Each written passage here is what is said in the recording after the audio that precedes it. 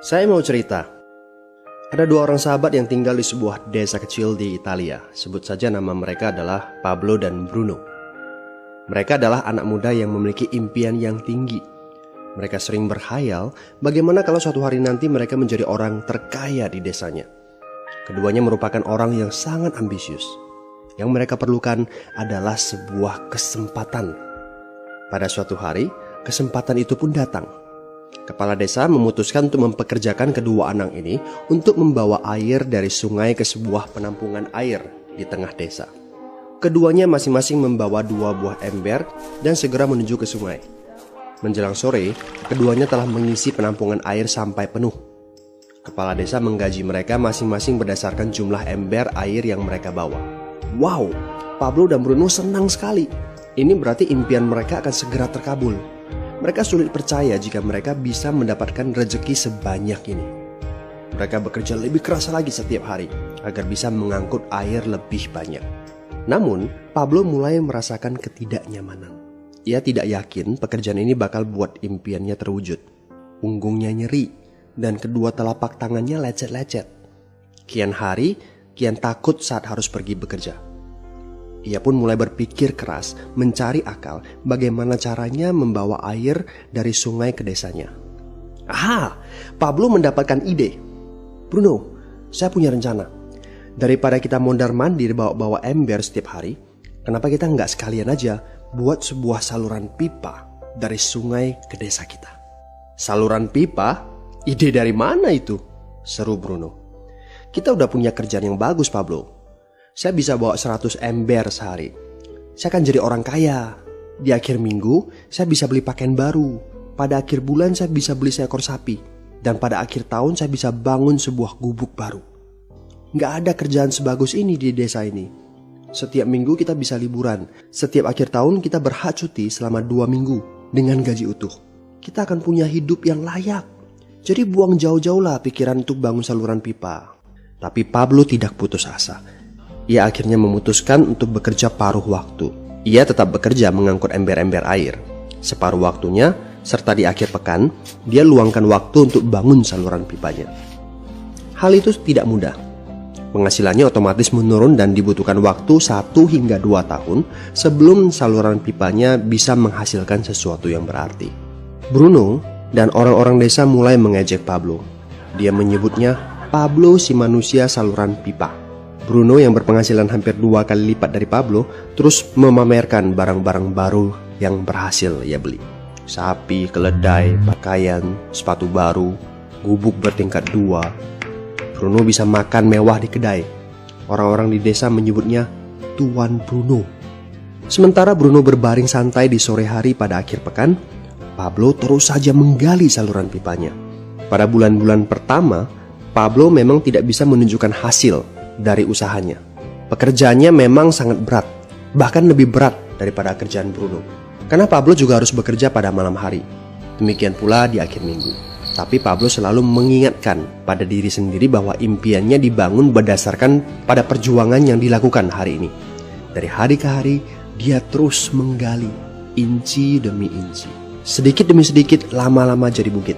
Dari 1 inci kemudian menjadi 1 kaki. Kemudian jadi 10 kaki. Kemudian 20 kaki, 100 kaki, dan seterusnya. Bersakit-sakit dahulu, senang-senangnya kemudian. Demikian dia terus menyemangati dirinya sendiri. Sepulang kerja, tubuhnya lelah sekali. Fokus pada hasilnya. Kata-kata itu terus ia ulangi dalam hati setiap hari saat dia pergi tidur. Sementara dari bar di desa itu terdengar gelak tawa mengiringinya ke alam mimpi. Ayo, fokus pada hasil akhir. Hari berganti bulan. Saluran pipanya sudah setengah jadi. Saat beristirahat, Pablo melihat dari jauh sahabatnya Bruno yang terus saja mengangkut ember-ember. Bahu Bruno tampak semakin lama semakin membungkuk. Dia menyeringai kesakitan. Langkahnya semakin lamban akibat kerja keras setiap hari. Dia semakin jarang bersantai-santai di tempat tidur gantungnya.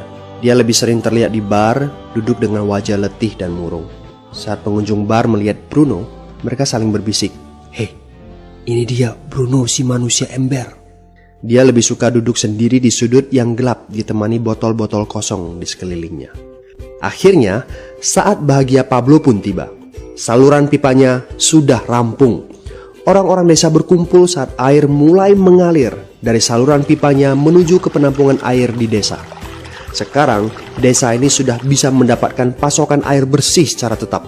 Pablo tidak perlu lagi membawa ember. Artinya, airnya akan terus mengalir, baik dia sedang bekerja maupun tidak. Air itu mengalir saat dia makan, saat dia tidur. Air itu mengalir di akhir minggu ketika dia asyik bermain.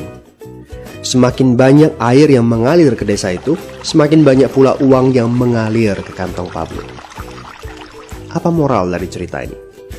Pertanyaan yang paling penting untuk kita renungkan adalah, siapakah Anda? Seorang pembawa ember atau seorang pembuat saluran pipa? Apakah Anda hanya mendapatkan penghasilan jika Anda datang ke tempat kerjaan, seperti Bruno pengangkut ember? Atau Anda termasuk orang yang bekerja hanya sekali saja, kemudian Anda dibayar terus-menerus, seperti Pablo pembuat saluran pipa? Jika Anda termasuk orang kebanyakan, itu berarti Anda bekerja dengan menggunakan pola pembawa ember. Anda membarterkan waktu untuk mendapatkan uang. Maksudnya, bekerja 1 jam dibayar per jam, bekerja 1 bulan dibayar per bulan, bekerja setahun dibayar per tahun. Masuk akal kan? Masalahnya, dengan sistem pembawa ember, masuknya uang akan berhenti saat kita berhenti bawa ember. Artinya pendapatan kita hanya sementara alias tidak langgeng. Kalau di suatu pagi Bruno bangun dan punggungnya terasa sakit, sehingga dia tidak bisa bangkit dari tempat tidurnya, berapa uang yang akan dia dapatkan hari itu? 0 besar.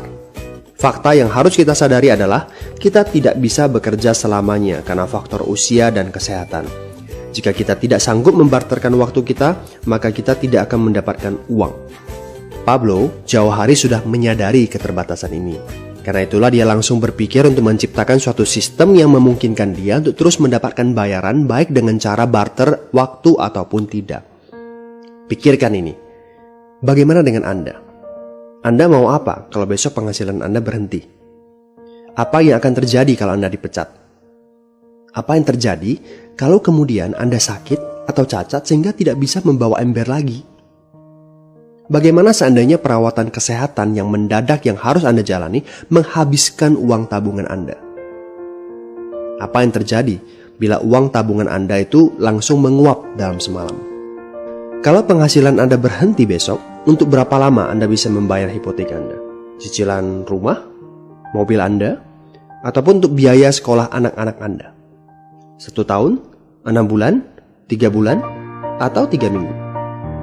Jelas. Apakah Anda bekerja sebagai penyapu jalan, bekerja di kantor, punya jabatan tinggi, atau memiliki toko, seorang profesional di bidang tertentu, tetap saja Anda membarterkan antara satuan waktu dengan satuan uang. Apakah dengan cara demikian Anda akan aman?